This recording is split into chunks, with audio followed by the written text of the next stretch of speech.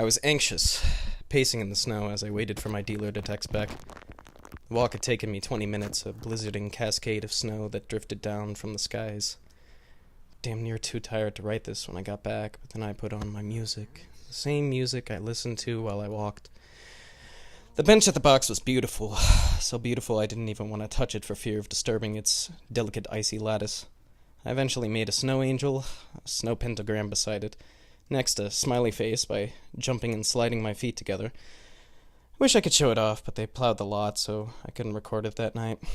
My shrink once called me a child in a man's body. She's not wrong. Last, I dug out a hole in the giant mound of snow next to the box, kicking at it like a man possessed. I rested in it for a while, went back to the box, then went back home. My phone died because it was so cold, my face red from exposure. I was wrapped up so tight it brought up the mental image of that kid from A Christmas Story.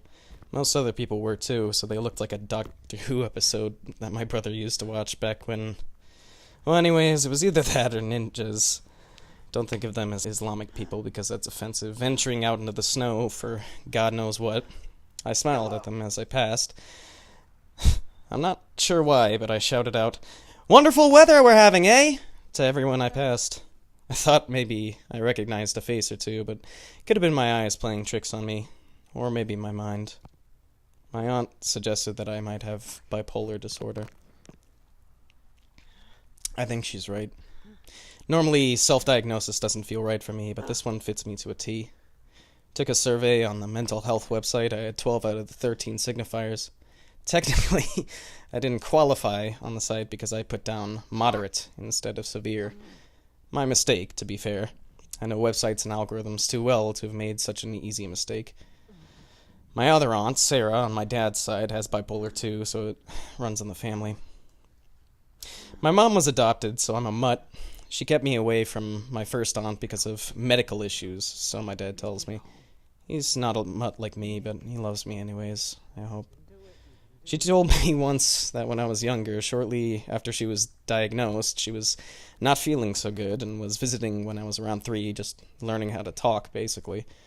Tugged at her jeans, tugged again. She took notice and asked what I wanted. I tugged her over to the couch in the living room, sat her down. She had a cane, I think, back then, so she was willing. Plugged in a VHS tape into the television and pressed play and cuddled up next to her. Sometimes you just have to watch Star Wars and remember that everything is going to be okay. The memory still brings tears, like that song that makes you cry, even if you don't want to. I remember a gallery of this at my local university that I saw, and mentally added my own sobbing portrait as I passed, right next to the black blind man I see walking with a dog I love, because he's just happy to be alive. He's a good boy. Both of them. As I watched a video about people with this disease, bipolar disorder, I felt creepy tentacles sliding into my mind around my life, and I couldn't help but wonder as this Lovecraftian internet told my life to the world, and I scrambled with fear inside like a woman startled in the nude, trying to cover herself like the woman in Psycho, screaming to pitched violins with sick, ill screeches. At this point in time, I was thankful. It was so cold outside. I didn't want anyone to see the tears. I debated what I was going to call this when I got back home.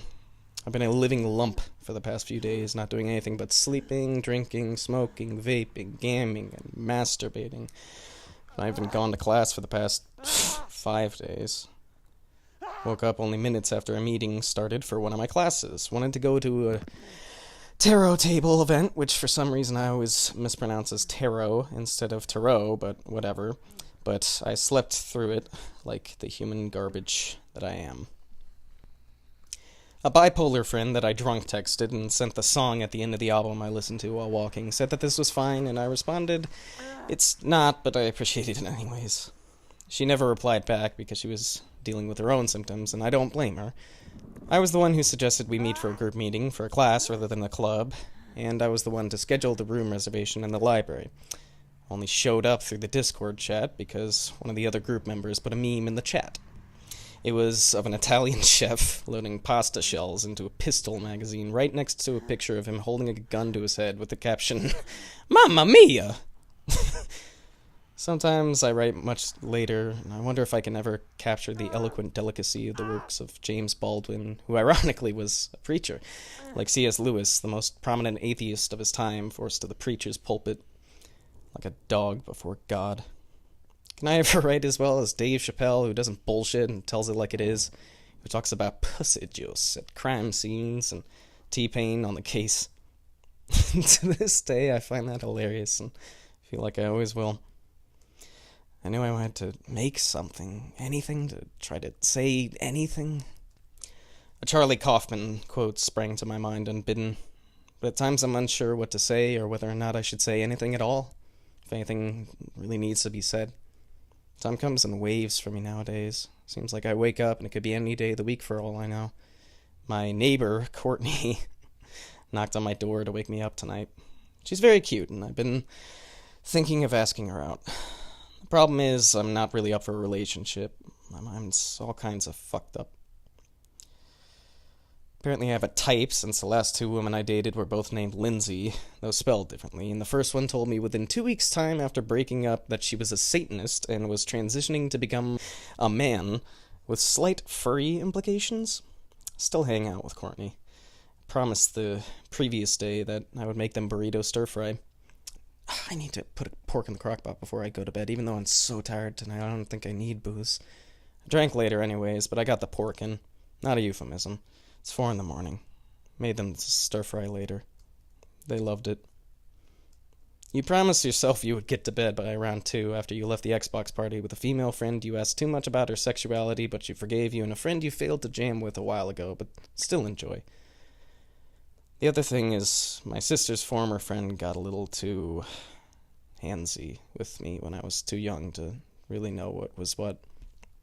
I figured it out in 8th grade and shoved it deep, deep down. She'd been disowned by my sister. Problem was, pretty sure she was a twin. No idea which one she was, though I vaguely recall she was the sheriff's daughter. Most of that area is fuzzy. For me, anyways. I want to become a game designer, but the industry is fucked. Rockstar Games just bragged that they work their employees 100 hours a week to show off how great their game will be, involving realistic horse testicle physics. I'd like to write films or make videos, but the software I want to use is expensive, and I don't have any money right now, he wrote as he vaped from his brand new tank that he couldn't afford, but bought anyways thanks to savings he shouldn't be spending with shitty juice, so at least it was worth it. I want to make a reverse Metroidvania, which is where instead of gaining abilities, you lose them as you go through the game. In my mind, a Metroidvania, which is where you usually start with nothing and gain abilities, is like growing up. You can go back to things you did before, like riding, speaking, and riding a bike that once took you hours to master. If that's true, my project would be like growing old, not being able to rely on that which you once could. Maybe mental illness, too. His hand shook as he pulled his card from the ATM, grasping the money from the cold machine. $50, enough. He later learned that his dealer had fallen asleep, but since his phone had died from the cold, he didn't know that yet. He didn't know at the time whether it was the cold, the snowflakes melted on his cracked screen that disabled it, but later found out it was the cold, and he thanked his screen protector with a small, silent prayer to nobody in particular later. The box was littered with graffiti, stickers, and messages. Everyone goes there, but when he got there, it was barren, empty. It's the place you want to go to if you want to shoot the shit or get into an interesting conversation. When he was a young kid, winter was his favorite season. It was so much fun to play in the snow, to not have to go to school, to have hot cocoa and get all bundled up. He still sleeps in a blanket burrito if he ever gets the fucking motivation to make his fucking bed, mold on the wall or not. He used to see God in the raindrops as a sign that the water was always going to come back, and it was a cycle that could never end. It made him smile, and he once wrote a poem about it. Now it felt like God was angry at us, at him, at me, at you, at everyone, and this was his almighty fury. But he didn't believe in God anymore, not in the traditional sense. In his spare time, he drums at the local church. Alan Watts might see the irony. Recently, he's not been able to find the beat. He's usually zen about it, though very self-conscious. He slips off and can't get back on, like a broken metronome swinging back and forth and back again with a limp, with a broken internal clock and a bipolar mechanism that's gone totally wrong, and now it's just spaghetti mush clockwork. It gets just fucked. It's fucked. It's fucked. It's fucked. You're not in a band anymore. It's over. They're gone. Well, one of them at least. The other merely catatonic. Unless you're talking about yourself, that is. The time has passed. It's not after time, it's after hours. You stop your crazy ranting thoughts to calm yourself for a moment. It's beautiful outside, after all. Take a look around you. The snow falling down outside like little slices of manna. You sip on hot cocoa now. It's minty, you remember, in an alcohol-fueled haze 2 hours later after talking to some friends over Xbox. Remember the hot coldness of the snow burning, biting your face with little needle husks that vanish into thin water specks afterwards. You were coated with snow. It caked your jeans so much that you had to empty the snow reserves and the rolls of your stylish jeans in the bathtub. Later, you remember about that time when the woman you love platonically said that when you said powwow was a microaggression against Native Americans, and when you complained about it to your guardian angel aunt. You still love her platonically, even though you disagree with her central logical premise, which you could essentially boil down to being white man beat red man. She's probably screaming internally if she's watching this right now. You think about that time you saw that t-shirt that read, "Put women in the sequel," and wonder, what the fuck does that even mean? Is that pro or anti-feminist?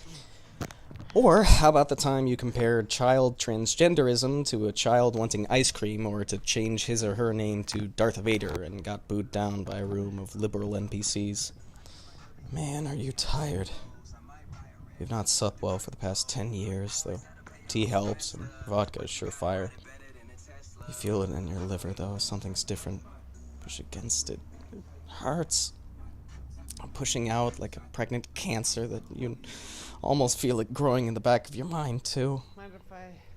You should have bought milk thistle the other day, but it was too expensive, so you pussied out. Maybe the earth itself is bipolar, too, a little bit, as the streets that not a week ago been clear were now coated with whispery white flakes. Indiana weather is certainly bipolar, no doubt about that. The wind hushed across the surface of the icy lakes of snow, making it look like the landscape is sleeping, slumbering, snoring, breathing. Fuck. Maybe you should have had a shot before you came out, but you hit your right heel the other day on your recliner pretty bad. You're about to sleep on it now. Your great-uncle pretty much died on it, or the bed in your bedroom right now. And you've been drinking a lot anyway, so there's that too. Your future self is drunk as fuck. The skin chunk ripped right out of your foot, and it hurts to put shoes on, hanging off the side of your heel like a vestigial limb. You limp through the snowy, blistering sidewalks like the alcoholic you are. You've been injuring yourself like this daily. A fuzzled cloud hangs over your thoughts, my thoughts that I'm forcing you to share for a moment here. Your guardian angel might fade like the snow beneath your body, melting away before the morning sun of the university's plows. You know you're going to make this into a video with music you hope the creator forgives you for using, despite some bad blood, but your limbs feel like they're covered in slugs, seeping the life from your muscles that you used to care for, like dark wraiths you feared in that medieval video game that sucked the life from your body in an oddly intimate fashion, like the leechmonger you feared in its predecessor, but now hang from your body like puppet strings holding you up, making you go from class to class with that empty look in your eyes, and nobody can tell that you're kind of dead on the inside. You have to write a monologue for your class. You might use this, but you're supposed to write about either LGBT people. LGBT plus, I'm sure, but I don't give a fuck what a person is sexually, even if your sexuality is weird. Like chick with a dick weird. You write about them, or me, or somebody else who's fucked in the head. You can't use yourself. You can't force your fucking story, you selfish bipolar fucking prick. Fuck you. You think you're so fucking smart with your smart fucking words and your fucking clickety-clackety on the keyboard like it's gonna mean anything, and your weird fucking porn addictions and fetishes that they won't forgive you for, even though they already have. Like anybody will ever hear these words and understand them and hear them and grok them like your aunt says. Like your neighbor Courtney doesn't hear you scream into the microphone, "Don't you ever speak to me or my son ever again!" She calls you interesting, unique, and cool. You like hearing this, but don't know what to say. Think about it. You showed your old guitarist, Moss, this writing the next morning. He said much the same. And your guardian angel aunt. We're all still rooting for you after all this time, after all your fuck-ups and hang-ups, your ups and downs and spin-me-arounds. They're glued tighter than concrete, apparently, even after all this time. Stuck. Because you're not used to hearing praise from such an attractive specimen who seems like she has a head on her shoulders, you're almost taken aback from the thought of another human being legitimately interested in you for no other reason than honest curiosity and interest. You've been alone for so long.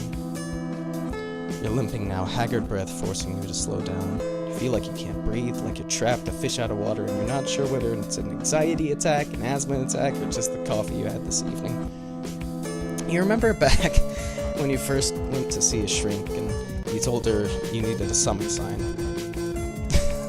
Maybe that's why you were yelling at people as they walked by. Because the original mechanic was inspired by the director of the game, Hidetaka Miyazaki, and how people helped each other out during a snow-capped drive through a mountainous road, but then left and never contacted each other again after such an intimate event. Almost like it never happened. They never felt that alone and helpless, but yet so connected, together. Maybe that's why winter is still your favorite season, because it's so quiet and how it brings everyone together just for survival alone. That's Hoosiers for you. Even if both God and Mother Nature have it in for us, we're still kicking back and helping each other out. She left you in the end, though. Your future self takes a hit from your inhaler, your bong, to help you out. Another from your fancy yet old vape that tastes good yet horrible, expensive yet cheap. Your past self drank too much last night. Tonight too. Intestines twitch and smar and wiggle together. Squish, squish, groan, rumble. Your laptop screen will never be clean. You have a scar on your hand and your arm from the kitty you tried to pet last night and the dog that bit you years ago selling Boy Scout popcorn. Your future self feels this all so drunkenly. Here, collapse down in that snow fort that those anarchic neighbors across the way made the other day. Your anarcho-capitalist friend Michael, who is building a cryptocurrency, knows quite a bit about rather a lot, and is trying to literally read through the entire library, is friends with them. You almost feel like you should knock on their door and ask for help, but you're just too goddamn tired. You've not seen the sun in days.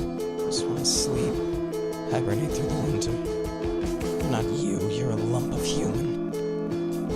Rest. I'm sure someone will find you later.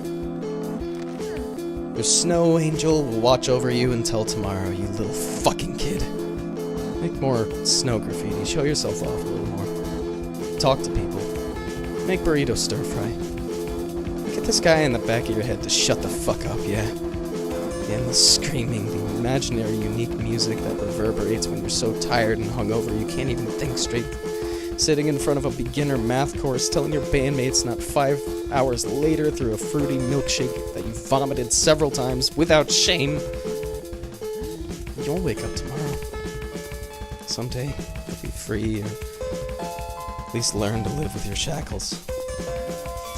Don't you dare go hollow on me, you son of a bitch. We're in this together, you and I. You fucking piece of shit. Stuck. Together. But still. Stuck.